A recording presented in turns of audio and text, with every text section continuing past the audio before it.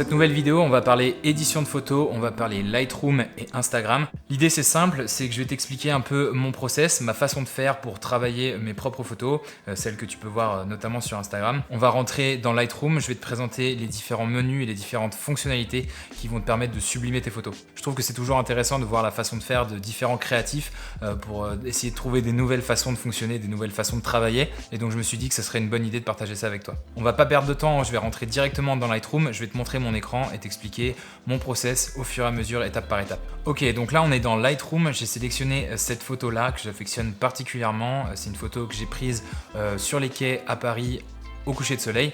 Alors tu sais que j'affectionne particulièrement les photos au coucher de soleil, je trouve ça toujours assez magnifique et ça représente un peu le style que j'utilise souvent sur mon feed Instagram, à savoir des photos avec une couleur dominante. Ici c'est le ciel donc qui va de l'orange vers le bleu et avec beaucoup de contraste et surtout des zones qui sont assez sombres. Donc là voilà, on voit le pont qui est assez joli et qui est dessiné et qui est en ombre chinoise et moi j'affectionne particulièrement ce genre de photos et je vais te montrer un petit peu comment je fais pour la retoucher. La première étape pour moi, c'est de commencer par le recadrage. On va poster sur Instagram et donc le format de prédilection sur Instagram pour avoir un maximum de place sur le feed, c'est de découper la photo en 4 par 5. Donc on va dans recadrage ici, on modifie original, on passe en 4 par 5 juste là. Donc là, je vais essayer de t'expliquer un petit peu la façon de faire pour que la photo soit encore mieux composée qu'au départ. Alors comme tu peux le voir ici, il y a un petit lampadaire qui fait un petit peu tâche, je trouve, donc je pense que je vais l'enlever de la photo. Donc je vais commencer déjà par réduire, voilà, ici comme ça. Donc je vais le faire disparaître parce que sinon ça gâche et ça décentre un petit peu la photo. On a le soleil qui pour moi est le sujet principal de la photo, qui se trouve pas très loin de la ligne des tiers. Donc voilà, ça ce sont les lignes des tiers, horizontales et verticales. Donc le soleil se trouve sur une des lignes, quasiment au croisement de la ligne des tiers verticale et horizontale. Ça veut dire qu'au final, la photo de départ, elle était vraiment pas trop mal composée. Ouais, je me la pète, je sais. Mais voilà, l'idée c'était vraiment de le positionner ici.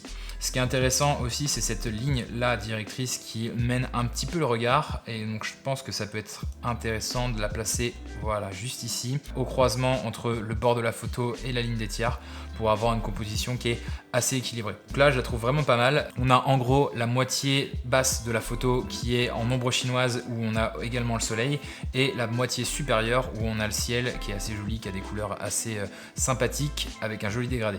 Donc voilà, ce recadrage me va très bien. Alors maintenant, on va parler des réglages de base, on va notamment parler de l'exposition. Alors comme tu peux le voir, la photo est un petit peu sous-exposée, c'est volontaire de ma part, je voulais absolument pas cramer cette partie-là du ciel. Et ce qui est difficile quand on photographie des couchers de soleil, c'est de pas cramer le ciel et en même temps de pas avoir des ombres trop bouchées. On n'est pas trop mal, je pense qu'on est un peu sous-exposé, donc je peux surexposer un petit peu, tout en essayant de garder des couleurs dans le ciel qui sont encore intéressantes avant que ça devienne blanc en fait tout simplement. Je pense qu'on peut corriger aussi un peu la température de la photo. Ici mes nuages sont un petit peu jaunes et je trouve que c'est un peu dommage. On va essayer de baisser un petit peu pour qu'ils redeviennent blancs. Voilà, donc là on conserve encore un peu de jaune et je trouve que les nuages sont plus blancs et sont donc un peu plus sympas. En termes de contraste, je vais pas le booster parce que le contraste est déjà assez fort comme tu peux le voir. Je peux peut-être augmenter un petit peu les hautes lumières, ça donne encore un peu plus de luminosité dans le ciel. Je pense que je l'ai peut-être un petit peu trop fait. Ensuite, je peux rattraper un petit peu les ombres. Comme je te l'ai dit, l'idée c'est pas d'exposer tout correctement et d'essayer de faire une photo type HDR. Moi, j'aime pas trop ça. Donc, je vais augmenter un petit peu les ombres pour retrouver quelques informations dans les ombres. Et ce qui m'intéresse surtout, c'est de récupérer des informations au niveau du pont. Voilà, on vient de le voir.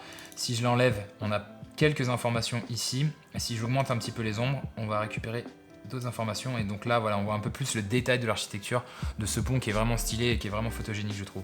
Et on commence à voir aussi les personnes qui sont juste là. Au niveau des blancs, il y a une petite astuce, c'est d'appuyer sur Alt et de modifier un petit peu la souris. Donc on voit ici le blanc à 100%. On voit que ça se passe uniquement au niveau du soleil et au niveau du reflet. Moi ça me dérange pas d'avoir du blanc un petit peu cramé, c'est le jeu avec ces photos de coucher de soleil avec le soleil en face, c'est normal. Et au niveau des noirs, je regarde un petit peu, mais voilà, il y a quelques points de noir en bas à gauche de la photo. Ça me dérange pas non plus et le reste de la photo, donc c'est du presque noir, du gris très foncé, mais voilà, ça me va très bien. En termes de clarté, je trouve que c'est toujours intéressant de booster un petit peu la clarté. On va la mettre à 20 ici pour voir ce que ça donne. Donc, vous voyez la différence, ça donne un petit peu de peps. Je peux même peut-être booster encore un petit peu plus. Voilà.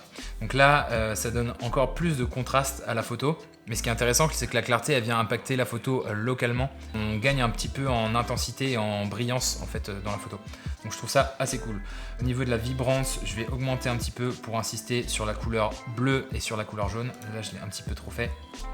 Voilà, on va passer à 10 et on va désaturer un petit peu aussi. On va mettre à moins 10 pour désaturer l'ensemble des couleurs. Moi, j'ai pas forcément de photos qui sont très saturées. J'essaye toujours d'avoir une couleur principale dans ma photo et c'est à peu près tout. Donc voilà, ça c'est pour les réglages de base et ça permet d'avoir déjà une photo un peu plus équilibrée. Je te montre l'avant-après. Voilà, je trouve que le ciel est bien plus péchu. On récupère quelques informations dans les ombres. Je trouve ça assez intéressant. Et tu vas voir qu'on va aller un petit peu plus loin parce que je veux absolument que ce pont soit sublimé. Donc on va passer à l'étape suivante qui est de modifier avec le petit pinceau de retouche. Donc voilà, j'ai ce pinceau là, avec la molette je peux modifier un petit peu la taille du pinceau.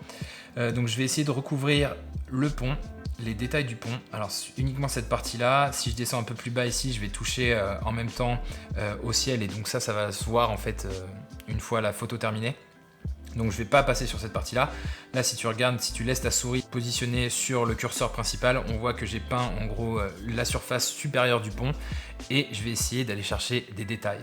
Donc pour aller chercher des détails, il y a deux façons de faire. Soit j'augmente un peu l'exposition, il faut que ça soit assez subtil, sinon ça se voit en fait énormément sur la photo.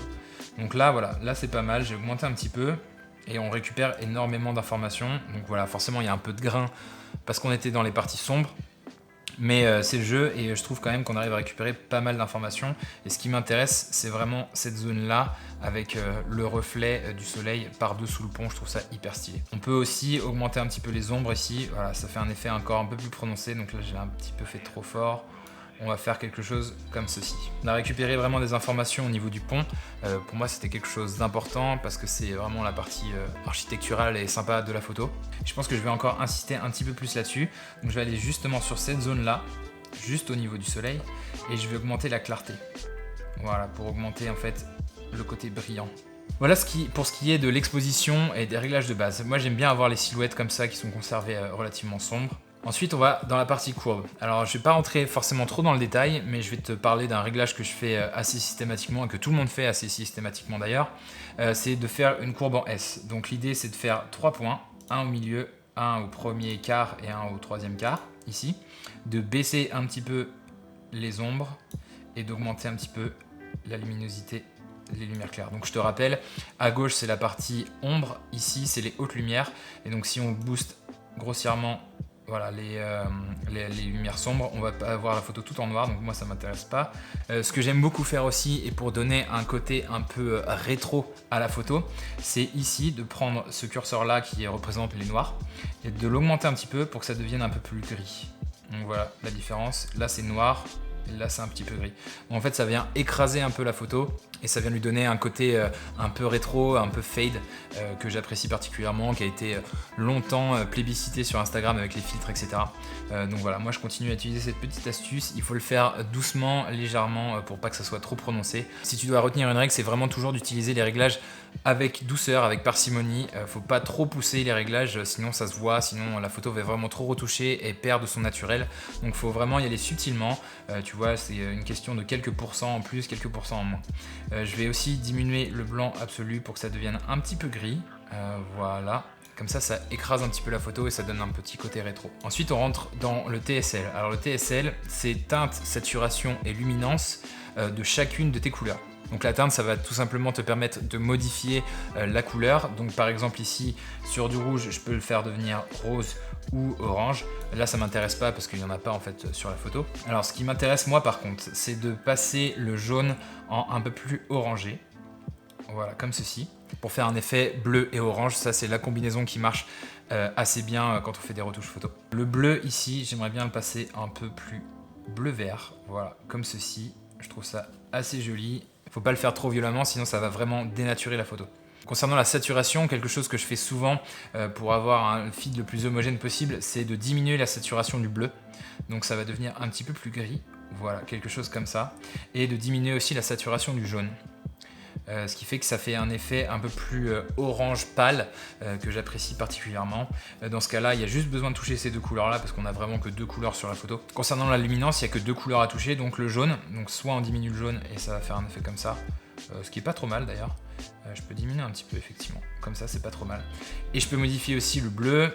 Donc voilà ce que ça va faire. Si je diminue le bleu à fond, ça fait un espèce de fondu dans le ciel qui est plutôt intéressant d'ailleurs. Et si j'augmente, du coup ça augmente la luminance de cette couleur, donc ça devient, tout le bleu devient blanc en fait.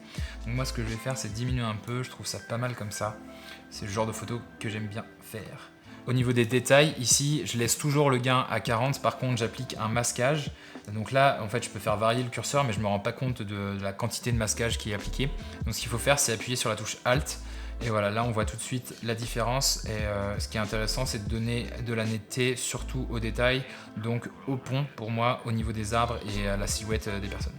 Et ensuite je vais appliquer un petit peu de réduction de bruit, je mets aux alentours de 20 pour avoir des ombres un petit peu plus jolies, un petit peu plus lisses et avec moins de grains. Alors il y a un petit détail que j'ai omis, c'est ici on voit la tour Eiffel et je vais essayer de la faire ressortir. Donc, on va essayer en appliquant un petit masque ici, un petit coup de pinceau plutôt. Donc ce que j'ai fait ici, j'ai diminué les hautes lumières pour assombrir globalement cette petite zone et augmenter la clarté pour booster le contraste local et pour faire ressortir la structure. Donc là on la voit un petit peu mieux et franchement elle est pas mal. Au niveau de l'eau ici, ça me plaît pas trop, je trouve qu'elle tend un peu vers le vert, c'est pas terrible. Je vais encore utiliser le pinceau et ce que je vais faire, c'est que je vais descendre un petit peu la température pour que ça soit un peu plus bleu, ok, et je vais baisser la saturation pour que ça soit un peu plus neutre, voilà. Là je préfère la couleur de l'eau comme ça, elle est un petit peu mieux, je trouve ça un peu plus joli. Donc voilà, on a fini avec cette retouche, j'espère que ça te plaît. Moi c'est le genre de photo que j'apprécie particulièrement, notamment les détails au niveau du pont qui sont hyper stylés. Il te reste plus qu'à exporter ta photo. Je te rappelle que pour Instagram, la résolution optimale c'est du 1350 par 1080 avec le format 4/5. C'est ce qui te permettra d'avoir le meilleur rendu possible sur Instagram. Je te rappelle encore une fois que si tu as des photos horizontales et que tu veux prendre un maximum de place sur le feed, il y a une technique qui s'appelle le sliding panorama. J'ai fait une vidéo dédiée à cette technique juste là. Ça va te permettre de découper ta photo horizontale en plusieurs photos verticales. Ça va te permettre d'occuper un maximum de place sur le feed Instagram et donc de récolter un maximum de likes et de commentaires. J'espère que cette vidéo t'a plu. Encore une fois, je trouve ça hyper intéressant de voir les différentes techniques des différents créateurs. Donc c'est pour ça que je voulais vraiment partager ça avec toi. Il se peut que je fasse une petite série sur l'édition sous Lightroom, tout simplement parce qu'en fonction du type de photo, que ce soit de la photo de rue, de la photo d'architecture, de la photo au coucher de soleil, etc., ça peut être un petit peu différent en termes d'editing. Donc si ça te chauffe, je t'invite à me laisser un gros pouce bleu et un commentaire en me disant continue sur l'édition Lightroom et je ferai en sorte que ça continue.